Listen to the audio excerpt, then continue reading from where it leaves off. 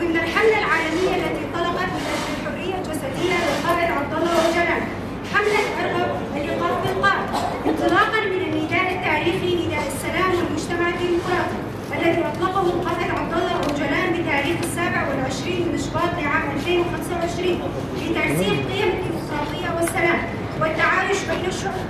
بادرت مؤتمر ستار مقاطعة الحسكة إلى إطلاق حملة نسائية تحت شعار أرغب بلقاء القائد، شملت جميع نواحي وبلدات مقاطعة الحسكة من تاريخ 9 من شهر أيلول فعاليات عديدة من أمسية شعرية وسبوتات ضمن الكومينات وكتابة رسائل ومسيرات. الحملة لاقت صدى واسعا وشارك فيها جميع النساء من كرد وعرب وسريان وأهل في المدن والبلدات، وانضم إلينا العديد من النساء من المؤسسات.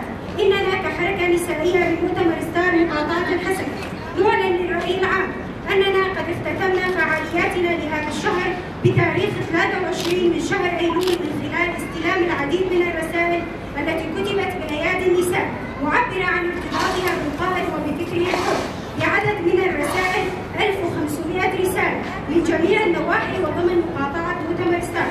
وإننا نرفع نتائج حملة كتابة الرسائل من خلال بياننا هذا إلى الجهات المعنية، وحملتنا مستمرة تحت شعار بفلسفة الغاية الحياة الحرية لتحقيق حق الأمل من أجل حرية القائد الجسدية.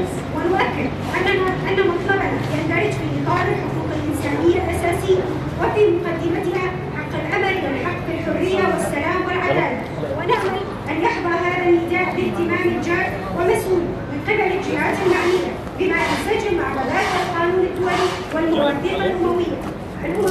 أيلول 2025، لا حياة بدون القائد. لا حياة بدون القائد.